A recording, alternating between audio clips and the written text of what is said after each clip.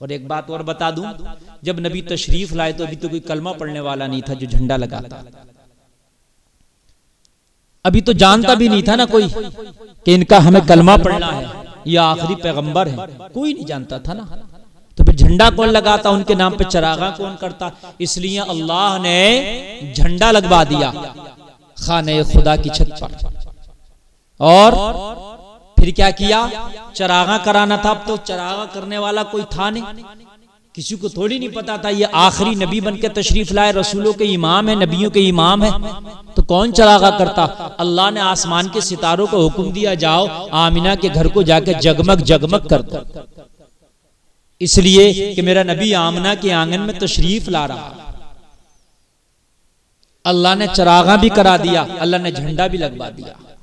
आला हजरत सरकार फरमाते हैं, सुबह तैबा में हुई, बट्टा है बाड़ा नूर का, सदका लेने नूर का, आया है तारा नूर का। मैं गदा तू बादशाह, भर दे प्याला नूर का, नूर दिन दूना तेरा दे डाल सदका नूर का। मेरे नबी तशरीफ ले आए। मेरे नबी जब तशरीफ लाए ना तो रबीउल अव्वल की 12 तारीख। अब कुछ लोग कहते हैं कि नबी का विसाल भी इसी तारीख में हुआ। तो पहली बात तो इख्तलाफ है कि विसाल 12 तारीख में हुआ कि नहीं हुआ, इख्तलाफ। और अगर मान भी लिया जाए कि 12 तारीख ही नबी की विलादत की है और 12 ही तारीख नबी की आमद की है, तो अब जो आप खुशियां मना रहे हो आने की के जाने की, तो उन बेवकूफों से कह दो इन्नमल अमालु बिन्नियात, हमारी जो खुशियां हैं नबी के आने पर हैं, नबी के जाने पर नहीं है। और रही बात नबी की वफात की, तो हम ये मानते हैं कि नबी को मौत आई है, लेकिन एक लम्हे के लिए आई है मौत, उसके बाद मेरे नबी अपनी कब्र में फिर जिंदा है, ये भी हमारा ईमान है। अंबिया को भी अजल आनी है, मगर ऐसी कि फकत आनी है, फिर उसी आन के बाद उनकी हयात मिस्र साबिक वही जिस्मानी है। ये हमारा ईमान है। आला हजरत के शेर पर हमारा ईमान है। आती है एक लम्हा के लिए मौत, मगर फिर से उनको पहले की तरह जिंदा कर दिया जाता है, उनकी रूहों को उनके जिस्मों में लौटा दिया जाता है। अल्लाह। तो मेरे मुस्तफा कि हम आने की खुशी मनाते हैं, अगर जाने का दिन भी वही है तो हम जाने की नहीं मनाते, हम आने की मनाते हैं। नियत के ऊपर है ना कि भाई उसी दिन तो नबी आए हैं, उसी दिन गए हैं। तो तुम जो ये रबीउल अव्वल में जुलूस निकाल रहे हो, झंडा लगा रहे हो, तो तुम जाने की खुशी मना रहे हो। उनसे पूछो, जोहर की 4 रकात नमाज आदमी सुन्नत पढ़ेगा, वो भी उसी तरह से दिखने में, और 4 रकात फर्ज पढ़ेगा, वो भी उसी तरह से। आने वाला जोहर की 4 रकात सुन्नत पढ़ रहा हो या फर्ज, लेकिन जो ऊपर से आ जाए उसको नमाज पढ़ता देख ले, देखने वाला नहीं बता सकता कि ये सुन्नत पढ़ रहा है कि फर्ज, लेकिन उसकी नियत है कि मैं सुन्नत पढ़ रहा हूं तो वो सुन्नत कहलाएगा, फर्ज पढ़ रहा हूं तो वो फर्ज कहलाएगा। उसकी नियत के ऊपर दारो मदार है। ऐसे ही हम जो खुशियां मना रहे हैं रबीउल अव्वल शरीफ में, तो देखने वाले तेरे देखने से कुछ नहीं होता, ये हमारी नियत के ऊपर है। हम अगर नबी के आने की खुशी मना रहे हैं तो वो नबी के आने पर ही खुशी, समझे आप? तो रबीउल अव्वल शरीफ आए तो अपने घरों पे हरे हरे झंडे लगाओ। अल्लाह ने दरख्तों को पत्ता दे दिया, अभी कोई हरा झंडा लगाने वाला नहीं है। मैंने हरे हरे पत्ते, छोटी छोटी झंडियां, ये दरख्त तुम्हारे हाथों में दे दी, अब मैंने हवा भी चला दी है। अब इन झंडों को लहराओ और नबी के आने की खुशियां मनाओ। अल्लाह। गोया के दरख्त की हर हर पत्ती कह रही है, झूम कर कह रही है, नूर वाला आया है, नूर लेकर आया है, सारे आलम में ये देखो कैसा नूर छाया।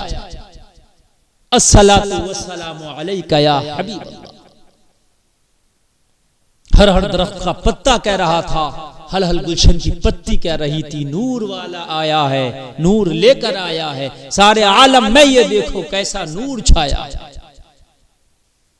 नबी की अम्मी फरमाती हैं कि जब मेरे बेटे मोहम्मद सल्लल्लाहु अलैहि वसल्लम की पैदाइश का वक्त आया तो फरमाती हैं मेरा घर रोशन हो गया,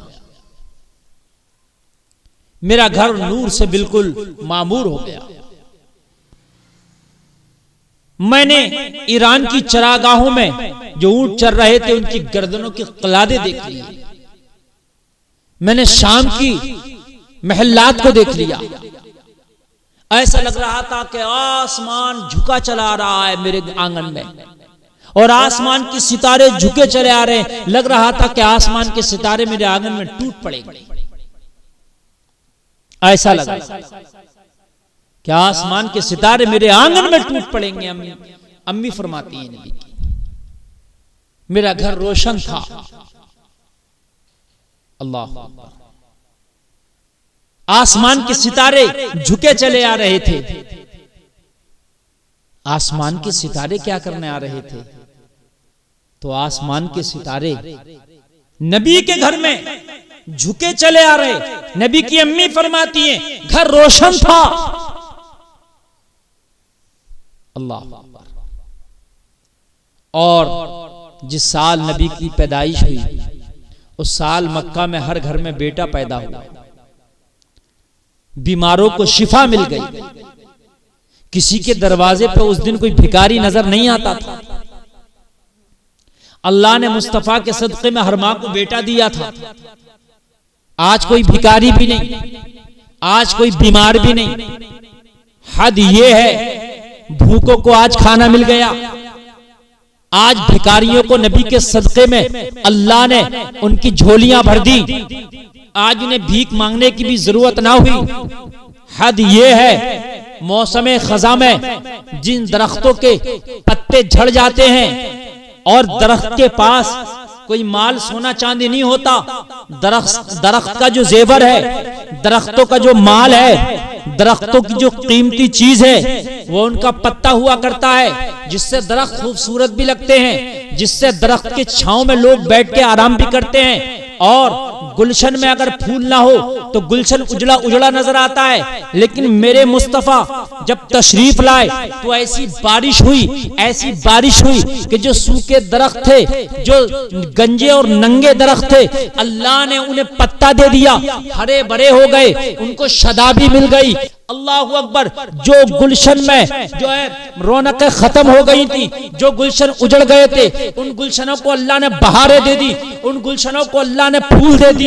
अब वो दरख्त भी खूबसूरत मुस्कुरा रहे थे, वो कलियां भी नबी का दुरूद पढ़ रही थी। ऐसे मौसम बहार में, ऐसे मौसम में सुबह सुबह के वक्त अल्लाह अकबर, दुनिया के एतबार से 4:45 पर सुबह सादिक का वक्त है। मेरे नबी की अम्मी फरमाती है कि मुस्तफा की पैदाइश का वक्त है। आला हजरत सरकार उसी को तो फरमाते हैं कि ऐसे मौसम में मेरे नबी तशरीफ ला रहे हैं कि दरख्तों को भी अल्लाह ने जेवर दे दिया है, दरख्त भी खुशियां मना रहे हैं। या अल्लाह, हमारा गंजापन खत्म कर दिया, हमारी बेरौनकी तूने खत्म कर दी है। या अल्लाह, तूने भी पत्तों के जेवर से हमें नवाज दिया है। आखिरकार वजह क्या है? ये भी मौसम के दरख्तों पे पत्ता कैसा, गुलशनों में बहार कैसी, सुबह सुबह ये जो है मौसम में हवा की रमक कैसी है। तो आला हजरत सरकार फरमाते हैं भीनी सुहानी सुबह में ठंडक जिगर की है, कलियां खिली दिलों की, हवा ये किधर